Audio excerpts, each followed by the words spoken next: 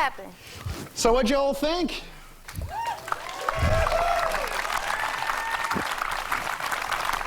Does it look different on a big screen than on a little tiny television screen? Well, yeah, because I'm in it now.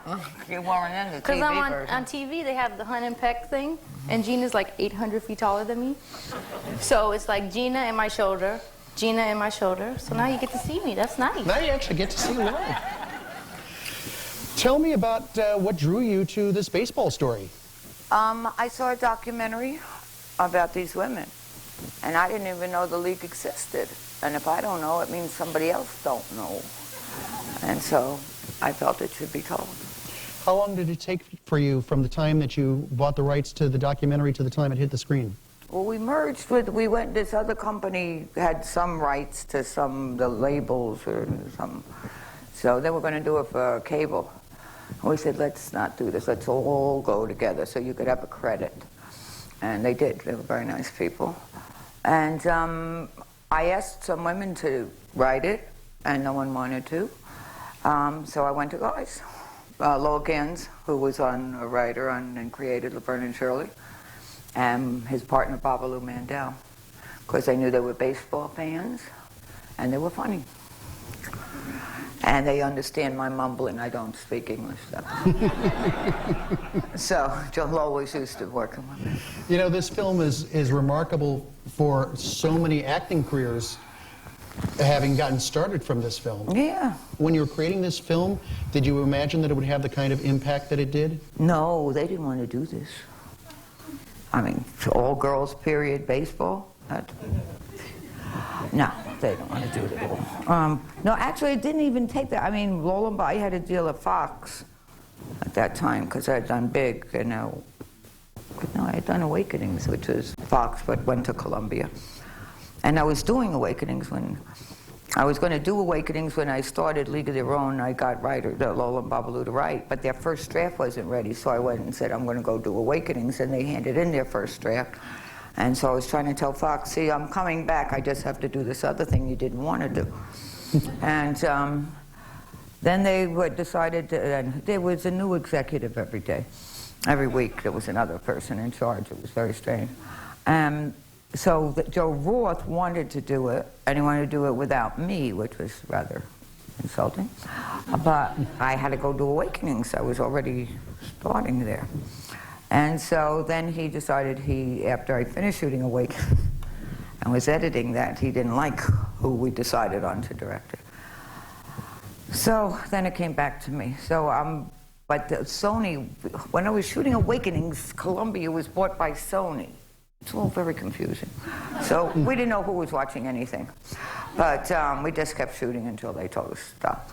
And some people who spoke English came and told us. Then I came back and they wanted to sign me to Sony from Fox. So they said, we'll even let you do that girls' movie. So that's how it got greenlit.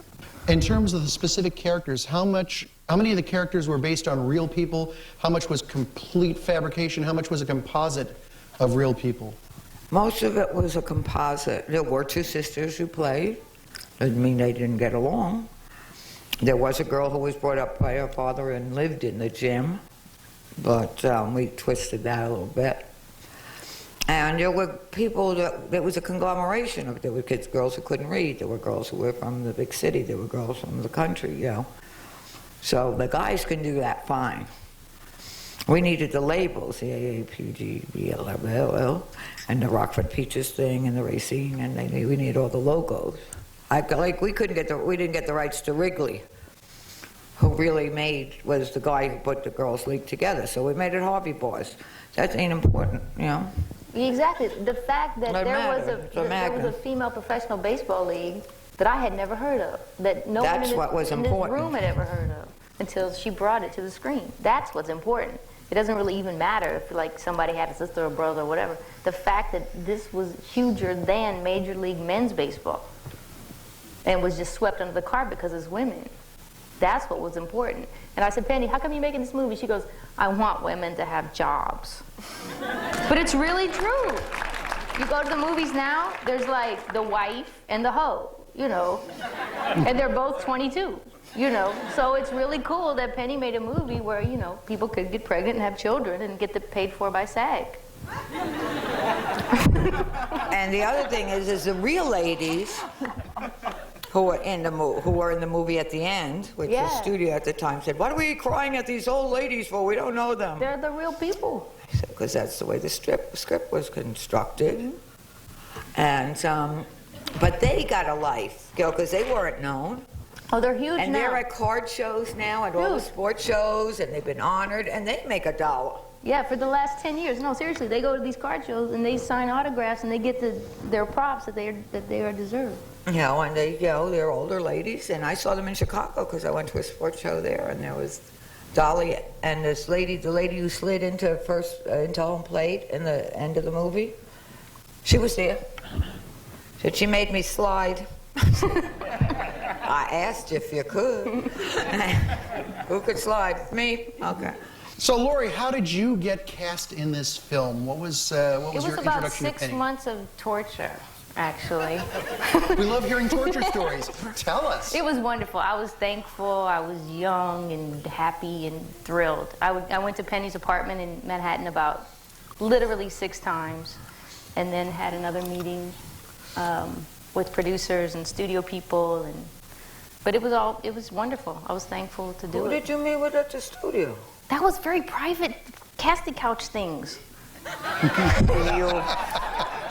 She could play is what happened. I'm a really good baseball player. So I was actually the real Bad News Bears girl. When I was a kid, I was on the all-boys baseball team, and I was the pitcher, and so when they had the League of Their Own tryouts, every single actress in Hollywood came. Everyone. What was that woman who was married to Donald Trump?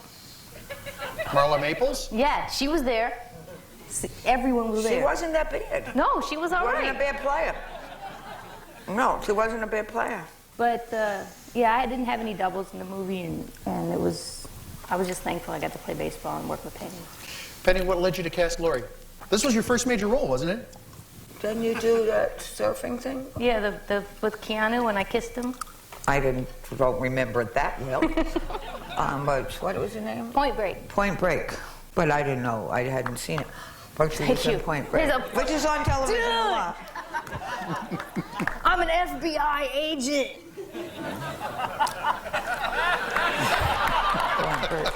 All the blood is draining from your body. You're going to be dead soon. Yeah, okay. It's been on TiVo. At the time, it's who matches up with who. You know, you need people who could pitch. People, you know, all the girls did have to try out for baseball before I'd read them. So once Rod Dado and his staff, Bill Hughes, the women, they all wrote down, and we had video of them playing. Once they passed the baseball part, because you can't double everybody. And you wanted not to get busted on that the girls can't play baseball. Because that's the story. They can play baseball. So you don't want, and the hardest thing was to throw. Mm-hmm. So as soon as they got okayed by the coaching staff, then I'd read the actresses, and then see who matched up with who, because I needed sisters, and there was actually another girl that she matched up with, who was going to be her sister. But that's Deborah Winger, right? Yeah. And then they dyed my hair red. But then then Gina came in, and I wasn't going to get rid of Laurie, so we put red hair on her, because she's got no hair, if you know this. If you pull it, it grows, though. No. So she became Gina's sister. She didn't look so much like Gina, but red hair. That's enough. Yeah, because you can't, now we cast everything, because people have a change of heart, so you go ahead. I was so sure you were going to fire me. Oh my God, it was terrible. You were not. I was so sad. You liar. It's acting, folks. Yeah. So I understand that Gina was cast with a relatively short time before production. What happened with that? Why did Deborah Winger have to bow out? She had her reasons, you know, and some were valid and some weren't, but she had her reasons. So you just go ahead, you know, you got to keep, I mean, I lost, Madonna was a replacement. I lost May, Lindsay Frost, because her pilot went. she did a television pilot and it sold, so she was out of the movie. So I had to find a replacement for her too. So not things that you plan on, sometimes the scheduling is off. So she was, Madonna was a replacement. So how did Madonna then come to, did you know she could? No, I needed a dancer. She had a dance in the suds bucket. And so I needed a dancer. I knew she could dance. And she said she wanted to act. She had done a couple of movies. And one good, one not so good. And so I went to see her. And she said, you want to see if I could pitch? I said, no, I got a picture. But I got to see if you could play. I need you to dance. And I said, I don't think you need to carry a movie right now. And she said, cool, but I got to go to Cannes with Truth or Dare. I said, well, I can't wait. So she stopped in New York and went to St. John's, where the coaches tried her out. And they said, trainable. I said, you're in. And Rosie wasn't supposed to be in it. I don't know who she was, but she was a great player. She was a great player, and if someone wasn't there, I said, read this part, you. And she read it, and she was, multi-talented, so we said, let's not look for another hot girl, which there were supposed to be the two California girls, which was Lindsay and somebody, and then it became Madonna and somebody. I said, we'll make them best friends. The hell with it. This girl's too good. So it was rewritten, the few lines, because Rosie talks fast and she could get it out fast. No, how we met each other. That was exposition. She used to work at my father's bar, blah, blah, blah, blah. That's it. And they became best friends.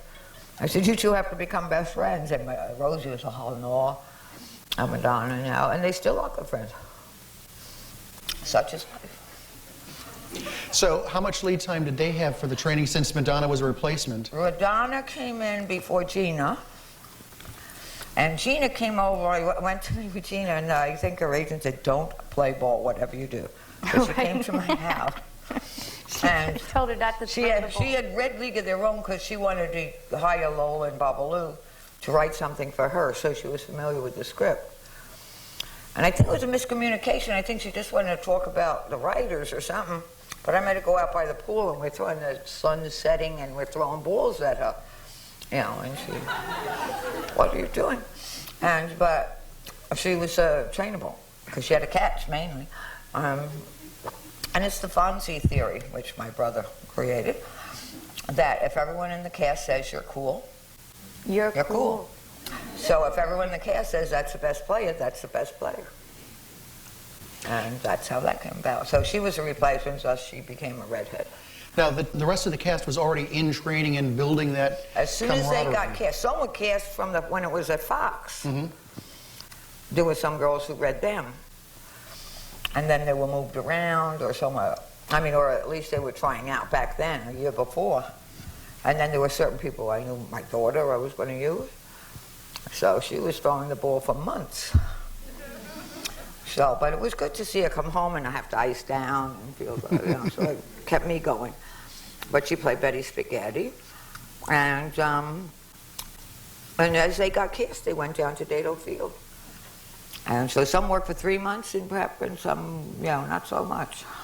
Was there a challenge for the people that were cast late in the process in terms of just mixing in and building that camaraderie and that team spirit? Well, no, I don't think so, because we also had to play in, when we went to Chicago, they would play ball, we rehearse the scenes, then they dance at night. So they got to play, they were all on the same team. And then there were others that were good players that we picked up in Chicago. Were there any women, Indiana. Were there any women who wanted to be in the film that you would have liked to have cast but just couldn't hack it as ball players? Oh, yeah. Yeah. Want to dish on some of the rejects? Well, there was a girl who I wanted, Demi Moore I wanted for Dottie. But Bruce Willis literally out of her job because she was pregnant and she could play. So it's his fault she wasn't in it. You heard it here first, folks. It happens. Regina King was out of another movie because she too got pregnant. And after this movie, a lot of the girls... I was going to say, a lot of people got pregnant during the movie. Yeah. You're on location, it's 4 lonely, months. You're in Indiana, there's nothing to do. What are you going to do? You got a grandkid out of the deal. No name's on location. I got a grandkid out of it, yeah. Such is life. But, yeah, Glenn Headley, who's a fine, funny actress, she came in ballet slippers to try out for the baseball. So she wasn't in the movie.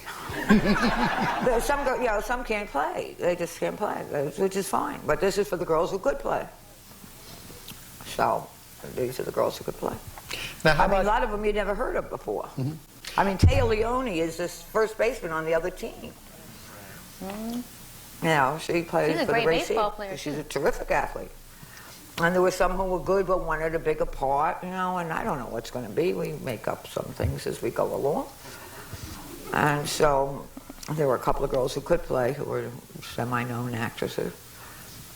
Tough. Yeah, that's the way it goes. Biddy Schramm, no one ever heard of her. She was on Monk for the first 2 years. Stillwell's mother. And what's Ann Ramsey, first baseman, is on the L Word now. And she went on to Mad About You. And she played the sister-in-law in Mad About You. But now she has a big part on no, but she has a big part also on 6 Feet Under. Yeah. Oh, I don't know. Dude, no, it's really huge. I know. I'm so mad. They didn't even have me audition. But I should be on that show. Well, go call them. It's stupid. It's ending this week. You can't do it. It's over. See, she's on her job. Why does this always happen to me? Well, you'd be out of work too. You just did a CSR she did today. That's why she wasn't here at the beginning. And I have false eyelashes on. Okay, so moving on as far as just the challenges of shooting on location, I assume that you guys became pretty much more of a family than many other films do because of that location work. The whole thing was shot on location, wasn't it? Yeah, Chicago, Evansville, and Huntington, Townland. We were based in Evansville. And then we went to Kentucky and to a little over here. But Chicago, we started in. A lot of us stayed in the same hotel. And in Indiana, there wasn't that much to do. Everything in my house is from Indiana. And in the boarding house, that couch and 2 chairs are in my house. She got a semi-truck, right, to take all her stuff that she bought in Indiana home. I said, Pen, I have a box. She goes, I don't know if it could fit. True. I had every pie cupboard thing, every corner cabinet. Let's go shopping. In the scene with Gina and Lori in the kitchen when she said, "Come go," that yellow and green cabinet where they get the glasses out of, I got that. Penny, you have the salt and pepper shakers. Yeah, so my movie, my stuff.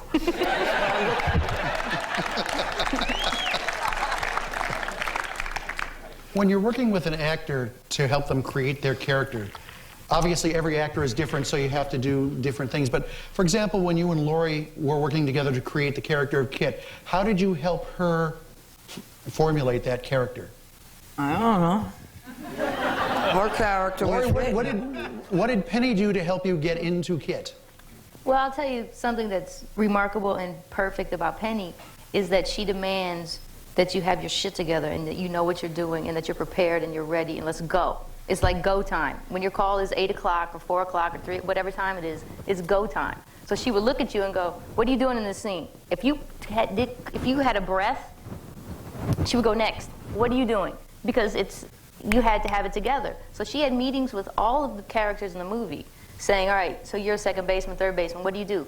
Are you married? Do you have kids? Do you like to draw? Do you like to paint? Do you want to travel? Do you have sisters? Do you like animals? Like whatever. So we all had backstories that we created on our own, and we were all ready to go. So we're all sitting there like this, ready to just be in the movie. Because there's, 15 of us. So it's like, all right, we need somebody we're going to do, ground balls, we're going to do fly balls, we're going to do this or that. So we really had this camaraderie because we wanted so much to be great. And we were so thankful for the opportunity to be great because the mediocre, environment in which normally we live in was just cast aside and we just got to be just the best. So we'd show up every morning just thankful to be there. And Penny was just extraordinarily demanding in a great way, because no one demands greatness anymore. And I'm thankful for that. And I demand greatness. That's why I live alone with a kitty, you know.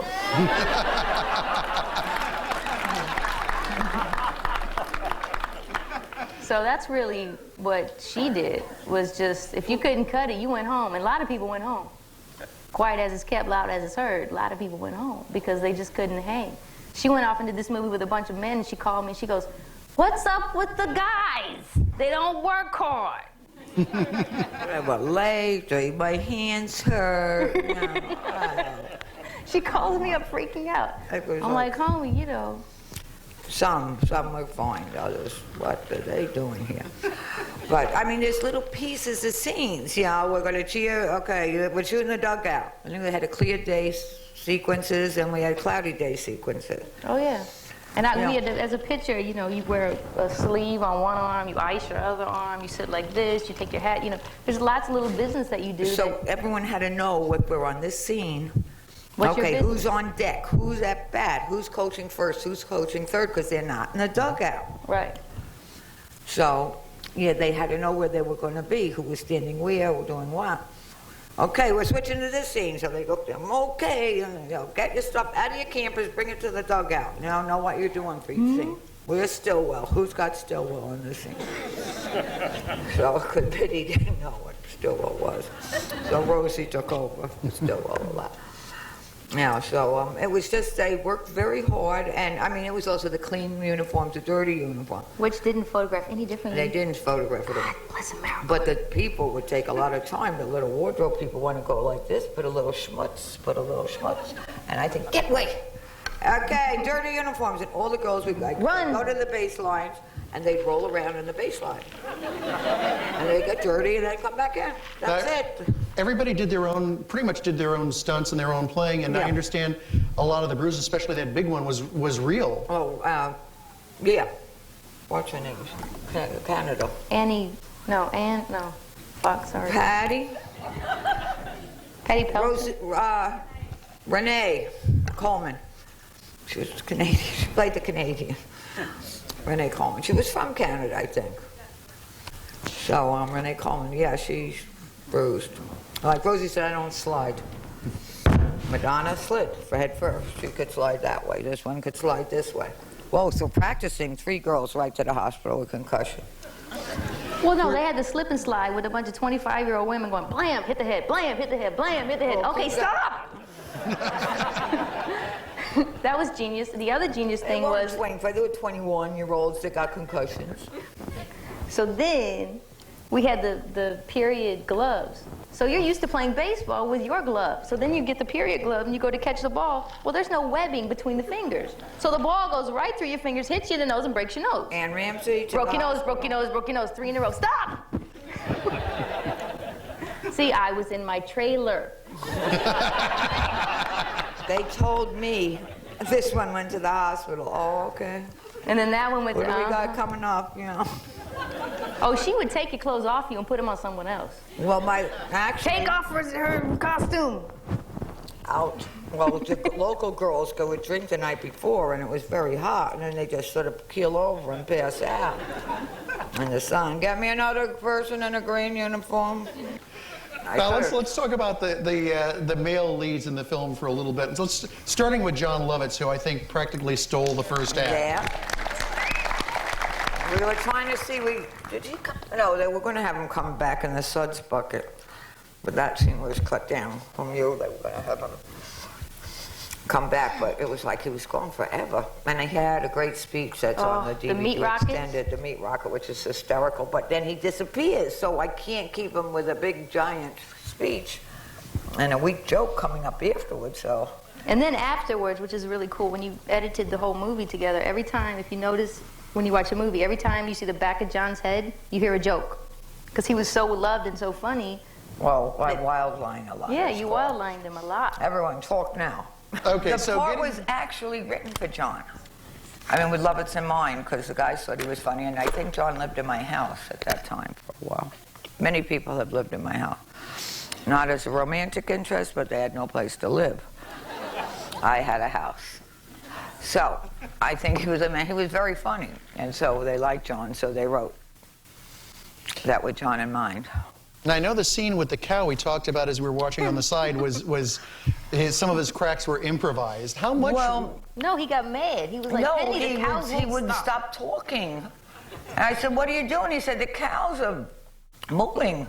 I said, well, tell them to shut up. What's the matter with you? You could tell it to shut up. It's in your character.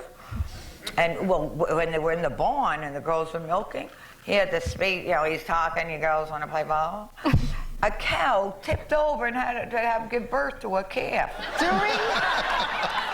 And he doesn't even notice, mind you. He just keeps sort of going. Now a cow mooing is going to scare him. I said, you didn't even pay attention when the calf was being born. A cow just went, boom. Went